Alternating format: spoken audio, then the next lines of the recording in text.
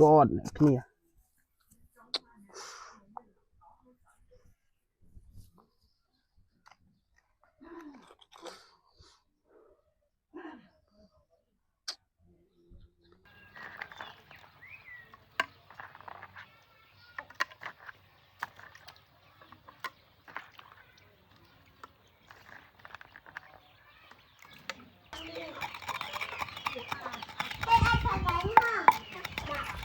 និយាយពីថាថ្ងៃនេះគឺខ្ញុំឲ្យបងប្អូនទាំងអស់គ្នាបានឃើញនៅទស្សនភាពដ៏អស្ចារ្យមួយណា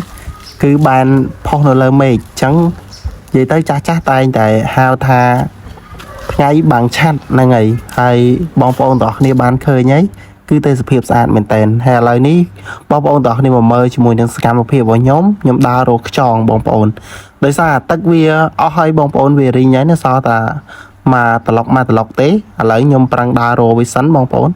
ហើយមកដល់កន្លែងនេះដីរៀងសើមៗបងប្អូនខ្ញុំឆ្ងល់ថាអាពេលមេឃភ្លៀងមិនបានវាចាញ់ច្រើនម្ល៉េះតើអាពេលអត់មានភ្លៀងវាតាណាអស់ខ្ញុំឆ្ងល់ខំតែឆ្ងល់ដល់ពេលខ្ញុំឃើញជាមួយនឹងរុនមួយបងប្អូនលក្ខណៈថាដូចរុនកែបចឹងគាត់ថាតិចលីងចឹងខ្ញុំក៏ចាប់ផ្ដើមជីកវាបងប្អូនខ្ញុំព្យាយាមជីកយកទៅបងប្អូនហើយ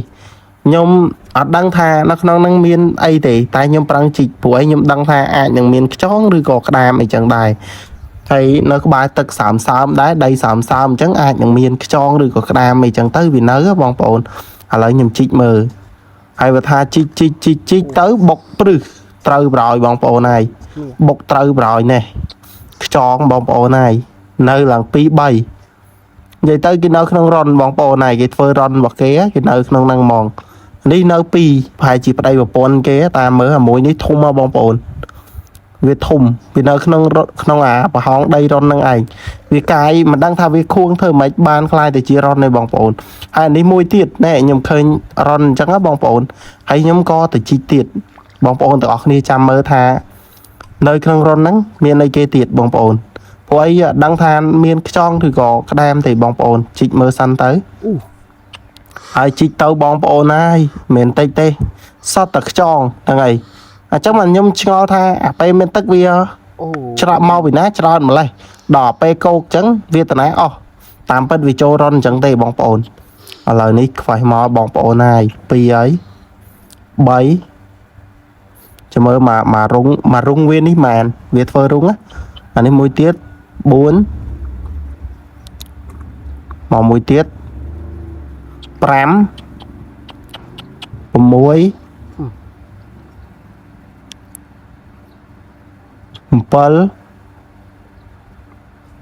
អូអស់ហើយបងប្អូន7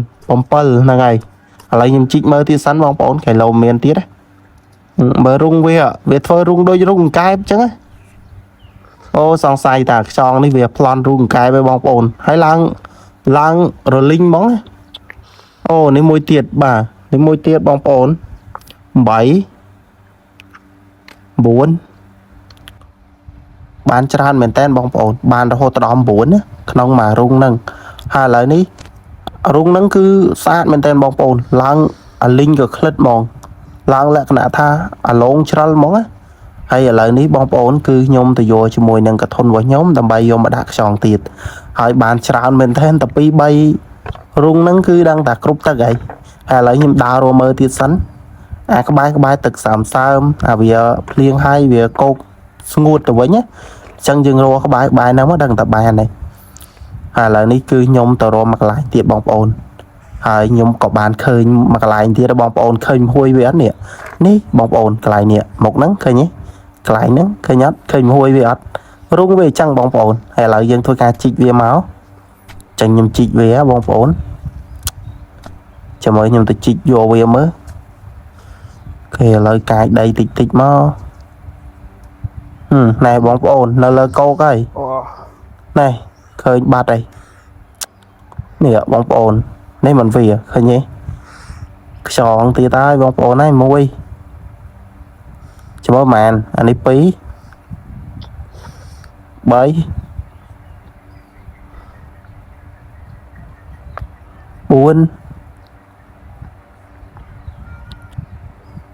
អានេះ6បង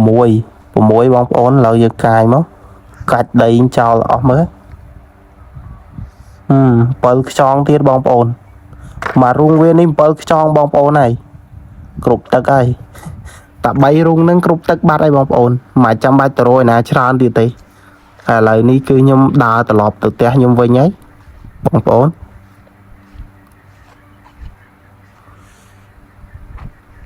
ក្រោយពីមកដល់ផ្ទះហើយនៅឃើញថា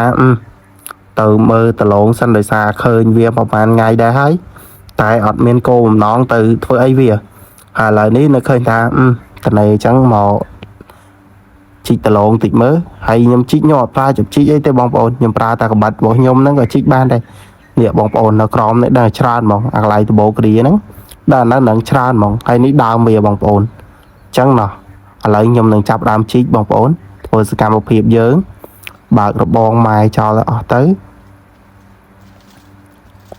នៅក្បែររបងហ្នឹងបងប្អូនដឹងតាសបោហើយហ្នឹងហើយព្រោះអីដលងនៅហ្នឹងដាំច្រើនណាបងប្អូនដាំនៅហ្នឹងច្រើនមែនតើហើយសតាដំឡូងឈាមមនដំឡូងស្វាហ្នឹងហើយអាស្វានេះបងប្អូនស្វាសាច់ក្រត់ឥឡូវនេះខ្ញុំចាប់ដើមជីកឲ្យបងប្អូនអញ្ចឹងដីវាមិនរឹងហ្មងទេល្មមមកយើងជីកបានណាបងប្អូនស្រួលជីកទេនិយាយទៅផុយស្រួលទេហើយពេលហ្នឹងខ្ញុំជីកហ្នឹងក៏ប៉ះនៅមេរងដែរបងប្អូនប៉ះអាមេរងធំហ៎បងប្អូនហើយខ្ញុំក៏វាយងាប់ទៅតែខ្ញុំកាត់អត់ឲ្យបងប្អូនអរនេះឃើញខ្ញុំជីជាកាត់ចោលចឹងបងប្អូនហើយឥឡូវនេះបានដំឡូងមួយហ៎បងប្អូនបានមួយនេះឃើញអត់ជីកក៏ជីកមកមួយបាត់ទាញមកភឹសហើយចុះធំល្អទៀតបងប្អូនឥឡូវជីកទៀតសบายដែរតាបងប្អូនយើងរលលក្ខណៈថារបស់ធម្មជាតិក្បែរផ្ទះអញ្ចឹងស្រួលដែរថាបងប្អូនឥឡូវនេះខ្ញុំជាយាមជីកដោយសារដៃវាផុយទេបងប្អូនឆ្កេះមើលឃើញទៀតនេះដលងទៀតហើយបងប្អូនហើយនៅលើកោកទៀតហើយមួយទៀតនេះឃើញទេអូជាតិជុំយ៉ាយបងប្អូនលើពើងមកទៀតហើយបងប្អូនអានេះអាដលងឈាមមនណាបងប្អូនដើមវាឃើញអត់ដើមវាតូចហ្នឹងអាហ្នឹងវាទៅដោះទៀតហើយភាសាដាំនៅនឹងច្រើនបងប្អូនដាំច្រើនមែនតើហើយវាក៏ចុះដែរចុះច្រើនមើលមកឥឡូវស្វាក៏ដាំនៅនឹងច្រើនដែរគ្រាន់តែថាដើមរបស់វាហ្នឹងម៉ែគាត់បោចចោលស្ទល់មិញហ្នឹងហើយដល់ពេលអញ្ចឹងគាត់ឲ្យខ្ញុំហ្នឹងមកជីកទៅអញ្ចឹងខ្ញុំក៏ជីកទៅគាត់បោចយកទៅឲ្យគោឥឡូវខ្ញុំក៏មកសម្រេចចិត្តទៅមកជីកបងប្អូនហើយបានហើយនេះអានេះឡងឈាមនហ្នឹងហើយឥឡូវនេះនៅស្វាមកផ្នែកខាងពីនេះខាងគៀនដៃនេះបងប្អូននេះស្វានំដុំហ្នឹងចុះនំដុំហ្នឹងស្វាហើយដីវាមិនរឹងខ្លាំងពេកទេបងប្អូនតូនទេគាត់ថាខ្ញុំជីកធ្វើលេងធ្វើតិចចឹងបងប្អូនឆ្កេះចាំមើលវាចុះអត់ដុំហ្នឹងនិយាយទៅមិនអាចទៅជីកអីច្រើនទេបើថាចង់ហូបអីជីកមិនតិចសិនណាទុកវាកប់នៅក្នុងដីនិយាយទៅវាមិនខូចវាមិនអីទេតែទុកនៅហ្នឹងវាទុកបានយូរហើយបើយើងជីកយកទៅវាអាចនឹងស្វិតអីចឹងទៅហើយដើមមកវាក៏ចាប់ដើមដុះមកបន្តបដើទៀតហើយឥឡូវនេះគឺខ្ញុំជីកបងប្អូនហើយឥឡូវបានជ្រៅដែរហើយលោក question ហ្នឹងហើយនេះមួយទៀតហើយបងប្អូនមកទៀតហើយនេះអានេះដំឡូងស្វាបងប្អូននេះស្វាម្ដងនេះដំឡូងស្វាបងប្អូននេះគាត់ថានេះបោចវាទុករៀងយូរអញ្ចឹង2ថ្ងៃឯងមិនសើមិញទេ2ថ្ងៃឯងនឹងគាត់បោចហើយដល់ពេលអញ្ចឹងវារៀងស្វិតចង់ស្វិតអស់នេះហើយដំឡូងស្វាហ្នឹងអត់ច្រើនទេបងប្អូនតាមកគុំទេនៅហ្នឹងតាមកគុំឯងឥឡូវខ្ញុំជីកទៀតបងប្អូនជីកយកវាខ្ទេចអត់ទុកទេអត់ទុកឲ្យវានៅទៀតទេជីកយកអស់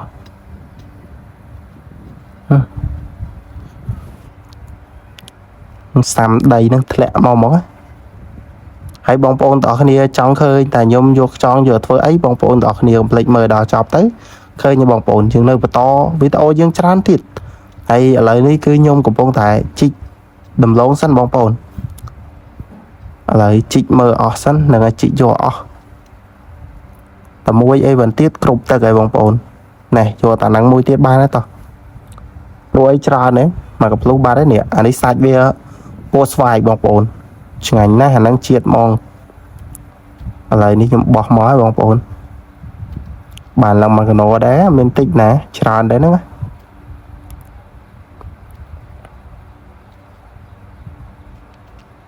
ខេឥឡូវនេះគឺយើងចាប់ដើមជីកហើយ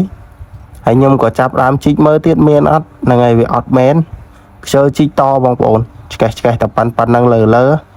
បានមកកណោបាត់ហើយបងប្អូនតោះឥឡូវក៏ចាប់ដើមយកទៅផ្ទះយកទៅឆ្ងោបងប្អូនហើយខ្ញុំសុំមិនបង្ហាញពីសកម្មភាពស្ងោដំឡូងអីទេព្រោះអីវាគ្មានអីបាក់បងប្អូនវាស្រួលចឹងខ្ជិលបង្ហាញពីសកម្មភាពអ្វីផ្លែកចាំធ្វើចាំមើលខ្ញុំ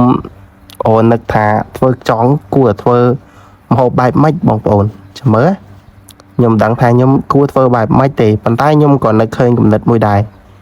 ចឹងខ្ញុំក៏សម្រេចចិត្តថាខ្ញុំទៅកាប់បំពង់ឫស្សីបងប្អូនតោះឥឡូវចាប់ដើមទៅកាប់ទៅឃើញអាស័យនេះវានិយាយទៅវាស្រួលកាប់បងប្អូនចឹងកាប់យកហ្មងទៅជាបានហើយបងប្អូនទាំងគ្នាដឹងតែខ្ញុំធ្វើម្ហូបអីអត់ខ្ញុំយកខ្យងយកធ្វើអីអត់ហ្នឹងហើយកុំភ្លេចតាមដានទស្សនាវីដេអូនេះទៅហើយបងប្អូនទាំងគ្នានឹងបានឃើញពីសកម្មភាពធ្វើរបស់ខ្ញុំហើយអញ្ចឹងខ្ញុំចាប់ដើមកាប់វាជាកង់បងប្អូនត្រូវកាប់វាជាកង់សិនក្រោយពីកាប់វាជាកង់បាននិយាយទៅមួយកង់ឥឡូវនេះខ្ញុំអត់ចូលទេអាកង់មុខនេះចោលហើយខ្ញុំព្យាយាមកាប់យកអាក្រោយនេះមួយកង់ទៀតបងប្អូន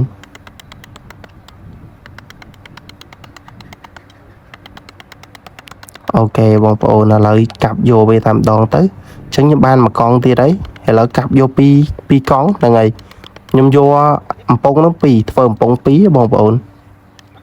អូខេបានហើយបងប្អូនប៉ណ្ណឹងបានហើយ yes តឥឡូវនេះគឺខ្ញុំទៅហើយបងប្អូនចូលទៅ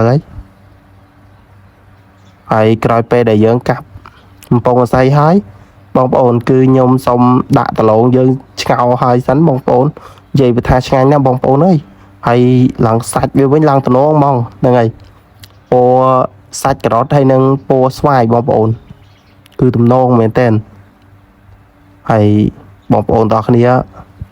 បានញ៉ាំមិនដឹងថារសជាតិវាឆ្ងាញ់ប៉ុណ្ណាអញ្ចឹងណាហើយនិយាយទៅសាច់វាឡើងផ្អែមហ្មងបំផុតដំឡូងស្វាបងប្អូនសាច់វាឡើងផ្អែមហើយបើដំឡូងឈាមនវិញសាច់របស់វាហ្នឹងលក្ខណៈថានឹកឃើញតែចង់យកសាច់វាហ្នឹងយកទៅធ្វើលក្ខណៈថាអាទឹកគេលក់បងប្អូនគេធ្វើទឹកគេទៅអីគេហៅថាទឹកដំឡូងអញ្ចឹងហ្នឹងហើយឆ្ងាញ់ហ្មងបងប្អូននិយាយទៅវាដូចរបស់គេធ្វើហ្នឹងហ្មងវាឆ្ងាញ់ហ្មងនឹងសាច់វាឡើងលក្ខណៈថាជាតិម្សៅមិនហ្នឹងហើយនិយាយប្រាប់បងប្អូនដែរហើយនិយាយថាឆ្ងាញ់បងប្អូនណាជាតិហ្មងបានលងហូបចេះខែរងាអីហ្នឹងហើយដុតឆ្ងាញ់ជាងស្ងោរហ្នឹងទៀតបងប្អូនដុតតែឆ្ងាញ់ទៀតតែនេះធ្វើមិនបើយើងស្ងោរនឹងអត់មានពេលដុតគាត់ថាដុតត្រូវការពេលយូរតិចបងប្អូនមានអីជាតិសាហាវបងប្អូនហើយបងប្អូនទាំងអស់គ្នាអាចមើលពីសកម្មភាពលេងសិនទៅបងប្អូនហើយខ្ញុំក៏ចង់ប្រាប់បងប្អូនទាំងអស់គ្នាហើយដំឡូងដែលយើងដាំខ្លួនឯងអញ្ចឹងបងប្អូនហើយរសជាតិវានិយាយទៅឆ្ងាញ់បងប្អូនបើសិនជាយើងទិញផ្សារអី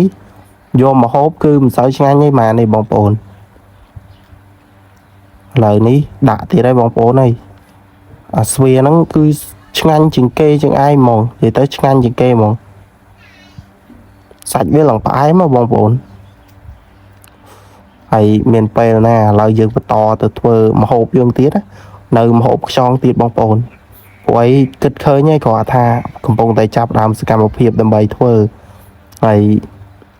ការធ្វើរៀងប្លែកតិចបងប្អូនហ្នឹងហើយខ្ញុំធ្វើរៀងប្លែកតិចហើយ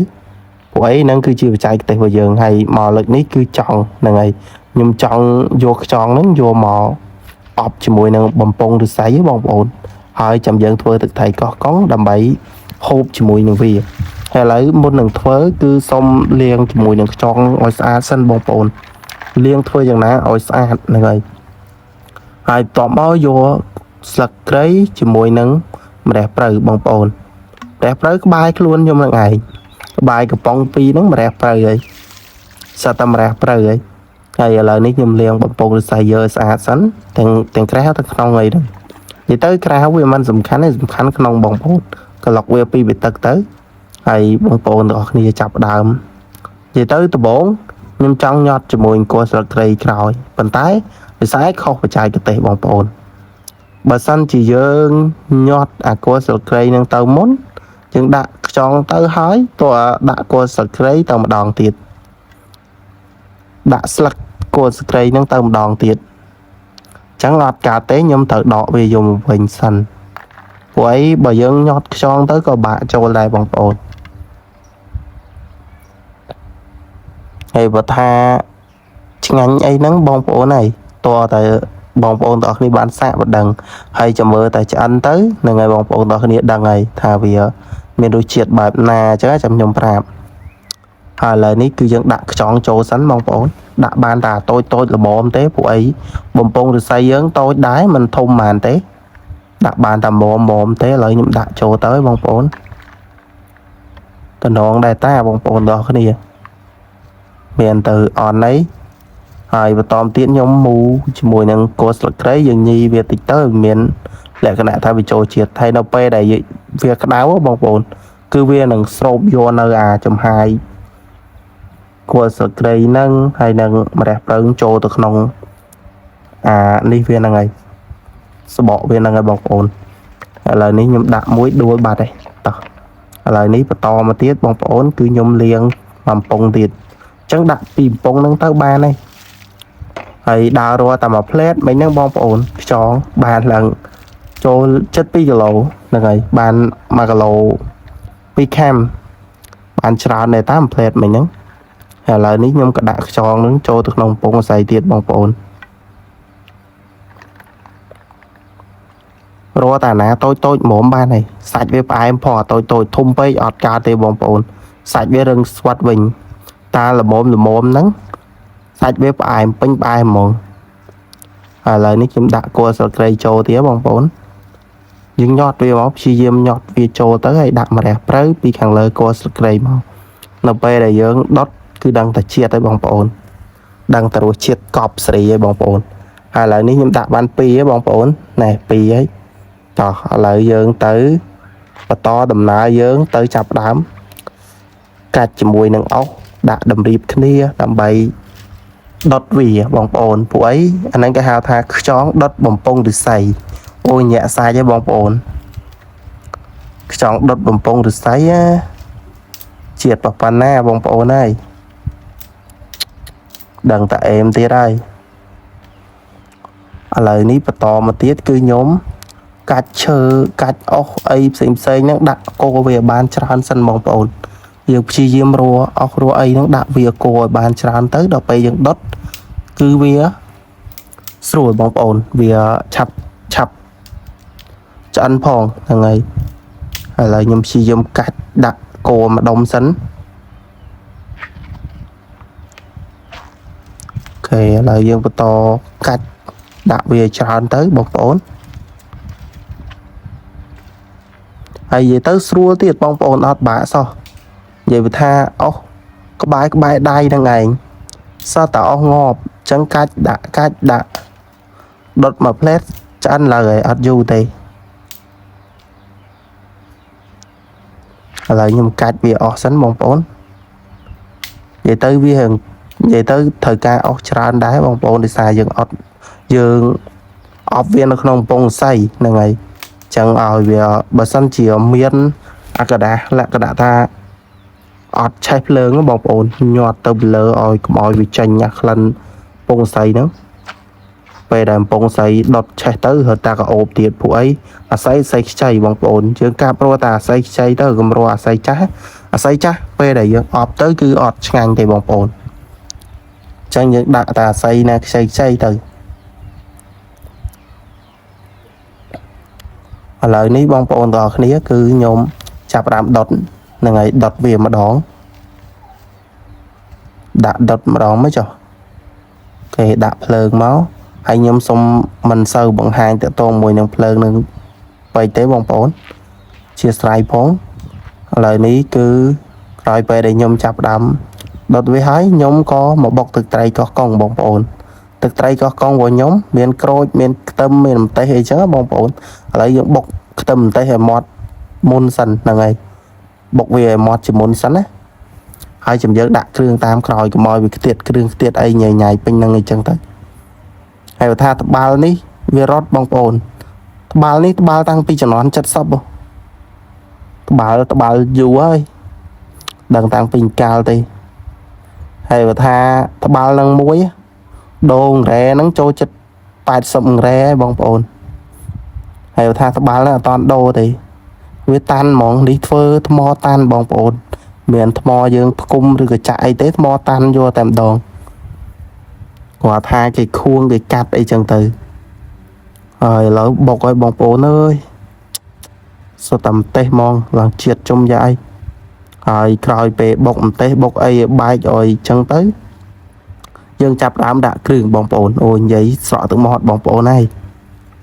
hay kêu vào nhóm nắng đôi chỉ mình miền ấy tràn thì miền ta bị trên miền ta score rồi ấy nâng tập vào pan nắng hai vậy bóng bố thực trai ấy nâng tập pan nắng thì admin ấy tràn thì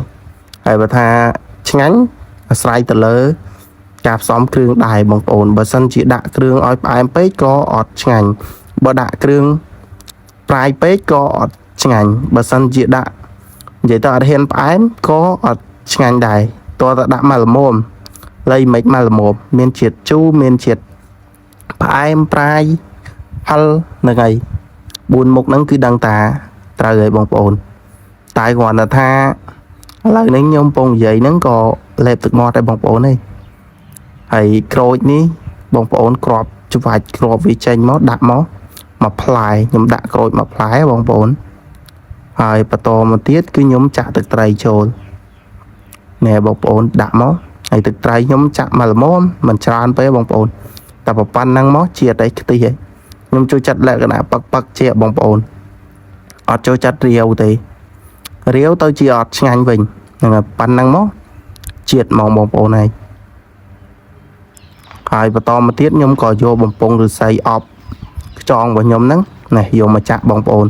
tái vã chạm bên tên là ngày coi vì vã chạm nắng nhóm có chạm đam từ vô có bật máu là ngày vô có bật máu đã vô tầm đòn bóng ổn này này chạm bàn tập pi bay năng ánh hay vậy tha cái lần với lần có ốp mong bóng ổn có ốp men ta lần lại cái nạn tha khi mong có ốp lần chui bóng ổn hay và tha tròn với cứ cho anh lo nè bóng ổn thì sai nhóm đốt dù là ngày nhóm đốt cho chất cả là mỏng đốt dù đại quả tha về cream bóng ổn về cream xa thì về nó bạc bộ bán cream xa tiết rất là êm tiết bóng ổn tại để xa ấy nhóm đốt nó plug về tích tích chứ nè vì cho khăn bịch hay chẳng bạc đầy là nhóm bục thì bóng ổn bục bị khang đi máu